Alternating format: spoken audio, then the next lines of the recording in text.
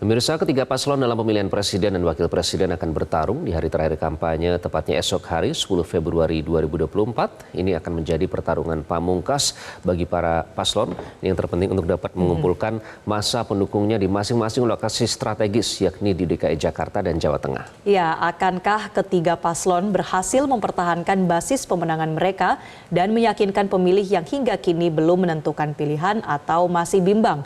Kami akan membahasnya bersama Direktur Eksekutif Institute for Democracy and Strategic Affairs Indo Strategik, Ahmad Khoirul Umam. Selamat pagi, Mas Umam. Selamat pagi, Mas Umam. Selamat pagi, Mbak Marcel. Selamat pagi, Mas Iqbal. Ya, besok sudah akan dimulai kampanye akbar ya. Ini nomor 1 di JIS, kemudian nomor 2 di GBK, dan nomor 3 nanti di Jawa Tengah. Nah, sebenarnya kalau Mas Umam menganalisis, apa sih strategi mereka ini dari pemilihan lokasi kampanye akbar masing-masing? Ya, kalau kita cermati, kampanye akbar di fase akhir dari masa kampanye 2024 ini adalah sebuah unjuk kekuatan, jadi show of force, sekaligus juga mempertegas kesiapan infrastruktur pemenangan masing-masing paslon untuk memasuki masa minggu tenang, sekaligus juga perang di hari H atau pencoblosan di 14 Februari 2024. Maka yang bisa dilakukan adalah upaya untuk menunjukkan kesiapan infrastruktur mereka adalah melakukan penebalan secara optimal untuk memberikan pesan kepada pemilih bahwa tim mereka betul-betul solid dan siap untuk berperang. Dalam konteks ini adalah dalam proses pemilu dan pencoblosan di hari H itu. Nah, maka kalau misal beberapa hal, misalnya dari Pak Ganjar, kalau kita urutkan ya, nomor urut 1 misalnya Anies Muhaimin mengambil posisi di Jakarta dan di JIS, sebenarnya tentu itu adalah sebuah pilihan yang cukup tepat, karena bagaimanapun juga Jakarta salah satu basis kekuatan Anies Muhaimin, karena Anies sendiri telah memiliki track record sebagai mantan gubernur DKI, dan dalam beberapa survei terakhir Jakarta khususnya memang secara agregat dimenangkan oleh Anies Baswedan, dan tentu penebalan itu bisa dilakukan, dan kemudian pemilihan JIS tentu adalah sebuah simbol kesuksesan atau kemampuan dari masa periode pemerintahan Anies Muhaimin. Dalam konteks ini ada Anies ketika kemudian masih menjadi gubernur mampu melakukan pembangunan JIS yang kemudian dianggap sebagai sebuah capaian yang cukup spektakuler. Nah, penempatan itu dianggap kemudian memberikan pesan bahwa Anies Muhaimin sudah siap untuk menggelar kekuatan dan kemudian melakukan konsolidasi, terutama pada basis Jabodetabek tentunya, sebagai supplier basis massa yang siap untuk melakukan pemenangan di pemilu nanti. Nah, adapun kemudian Pak Prabowo tentu mengambil posisi di GBK, tentu juga menjadi bagian dari upaya untuk mengoptimalkan itu. Karena bagaimanapun juga Prabowo memiliki porsi dukungan yang cukup memadai di DKI, meskipun secara agregat masih di bawah Anies, tetapi setidaknya di beberapa titik sekitarnya, terutama di wilayah Jawa Barat dan juga Banten, Prabowo juga memiliki kekuatan yang cukup diperhitungkan. Nah, oleh karena itu mengambil titik pusat Jakarta, kemudian GBK yang selama ini dianggap sebagai sebuah bentuk simbol dari kekuatan utama, maka kemudian akan memberikan pesan kepada masyarakat Indonesia bahwa mereka siap dan mampu untuk melakukan konsolidasi itu. Dan nanti kita akan melihat apakah misalnya yang ada di GBK besok itu, kampanye akbar 10 Februari, apakah basis kekuatan massa di Prabowo Gibran betul-betul solid dan kemudian mampu menandingi apa yang kemarin dilakukan oleh PDIP ketika melakukan kampanye serupa di GBK dengan menghadirkan capres-cawapres, yaitu Mas Ganjar dan juga Pak Mahfud MD di sana. Nah, adapun di sisi yang lain, pengambilan posisi dari kubu 03, yaitu Pak Ganjar dan juga Pak Mahfud di lokus kekuatan di Jawa Tengah, tampaknya ini juga menjadi bagian dari upaya untuk melakukan ikhtiar yang sama. Dan di saat yang sama tentu pemilihan di wilayah Jawa Tengah tampaknya juga ditujukan untuk memberikan pesan sekaligus menutup kalau misal dianggap sebagai kekurangan di GBK kemarin yang tampaknya masanya kurang begitu solid, kemudian terjadi hilir mudik pengunjung di dalam GBK, maka kemudian dengan meletakkan basis kekuatan di Jawa Tengah yang menjadi kandang banteng, tentu akan memberikan pesan yang optimal bahwa Banteng tetap solid dan juga Jawa Tengah sebagai salah satu penentu dari kemenangan Pilpres ke depan betul-betul masih dikuasai oleh PDIP. Kita tahu PDIP menguasai sekitar 28 kabupaten kota dari 35 kabupaten kota di Jawa Tengah. Oleh karena itu, pesan yang ingin disampaikan adalah kesiapan sekaligus juga show of force kepada masyarakat Indonesia, tetapi tentu banyak hal yang harus diantisipasi, terutama hal-hal non teknis yang tidak bisa atau sulit untuk diprediksi dan juga dikendalikan oleh panitia, yaitu terkait dengan cuaca. Kita tahu sekarang sudah memulai musim penghujan dan kemudian di beberapa titik kampanye terakhir, terutama kampanye-kampanye akbar yang kemudian sedianya melakukan show of force dengan melibatkan puluhan bahkan ratusan ribu orang, tetapi kemudian banyak yang terkendala dan bahkan dianggap buyar hanya karena hal-hal teknis atau non teknis seperti ini. Nah, hal ini yang kemudian nanti akan memberikan efek psikologis ke depan.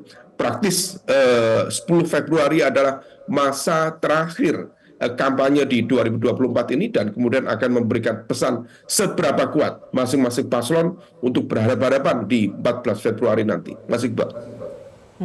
Oke. Ya, Mas Umam, kalau kita coba kuliti lebih dalam satu persatu paslon ya, misalnya dari paslon nomor urut 2, Prabowo Gibran yang memilih tempat GBK. Ini kan juga jadi salah satu simbol ketika Pak Jokowi kampanye di Pilpres 2019 lalu ya. Apakah Anda melihat akan ada pesan atau strategi yang sama yang akan nantinya dilakukan ketika kampanye di GBK nanti? Ya, Mbak Marcel, saya pikir apa yang akan dilakukan oleh kubu 02 adalah sebuah upaya penebalan yang tampaknya mengalami dinamika.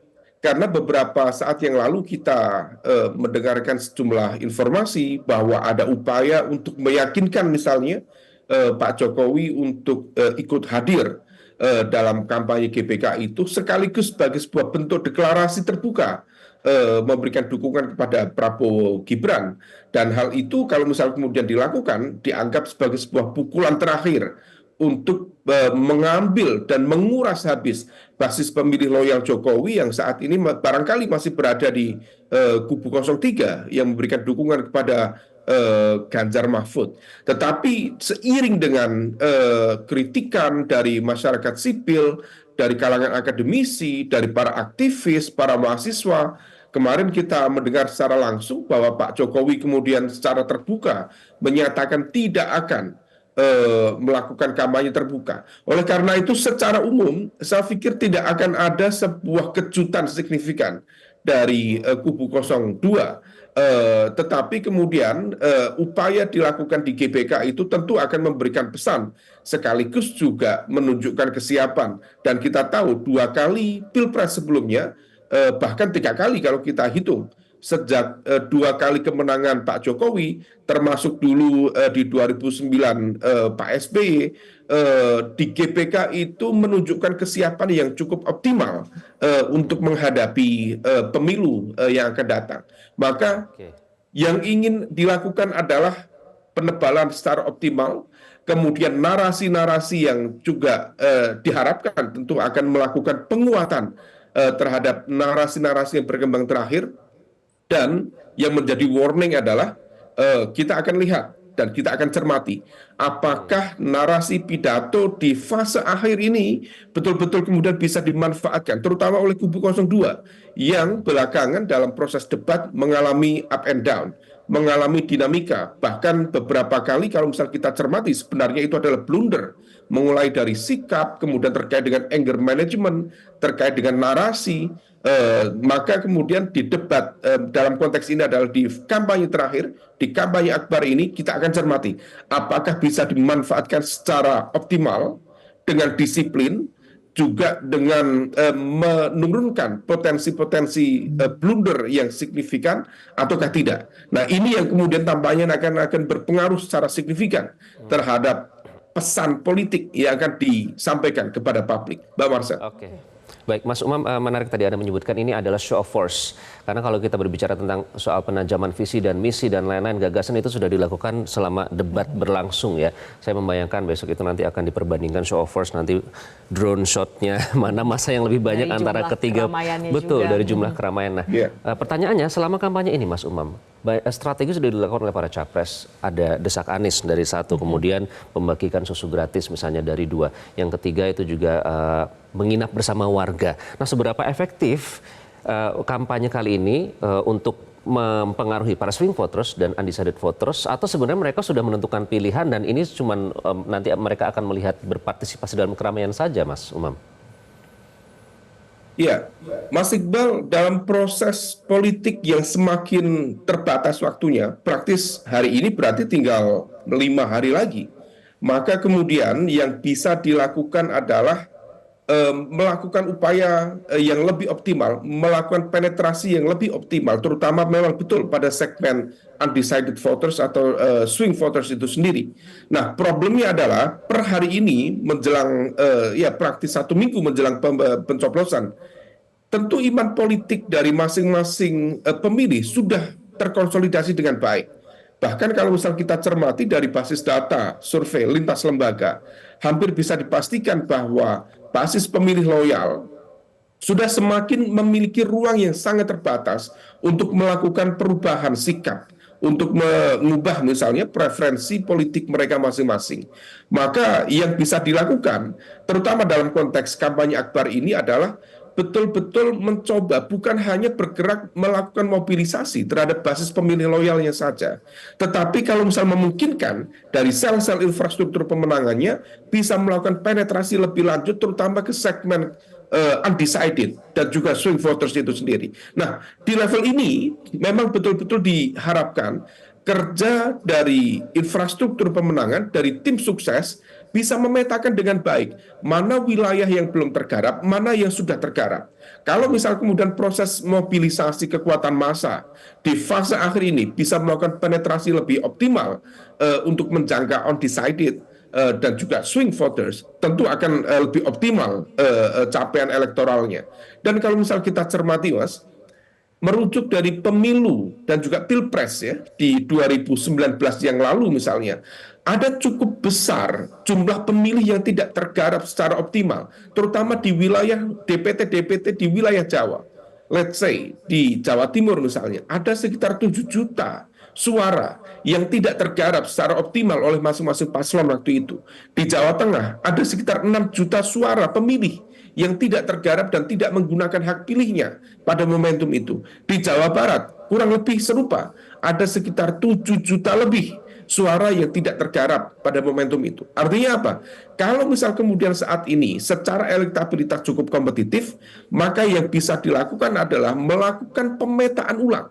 Mana wilayah yang belum tergarap dan mana yang sudah tergarap. Dan mana yang belum tergarap, maka penetrasi yang secara optimal di situ bisa dilakukan secara maksimal. Nah, ini yang kemudian menjadi tugas berat dari masing-masing paslon, terutama untuk memetakan secara masif di fase-fase yang terakhir ini, dan dibutuhkan kerja-kerja infanteri, kerja-kerja darat yang kemudian bisa melakukan upaya untuk meyakinkan sekaligus mobilisasi. Kalau misal kampanye akbar bisa dimanfaatkan sebagai momentum untuk mengonsolidasikan sekaligus memobilisasi kekuatan itu, rasa-rasanya insentif elektoral tambahan 1, 2, atau maksimal 3% bisa dioptimalkan.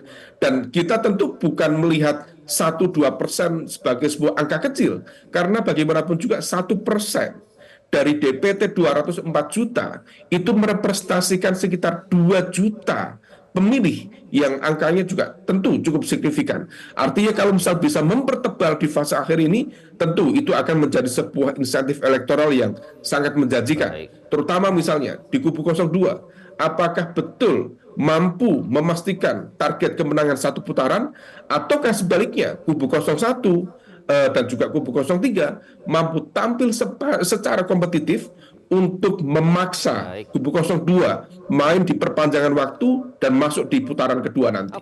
Mas Iqbal. Baik.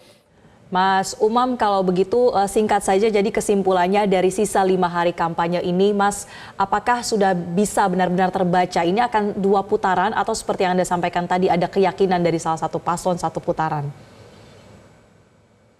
Ya, soal putaran, apakah 1 putaran atau 2 putaran, tampaknya kita harus uji betul dan kita cermati dari hasil basis data survei.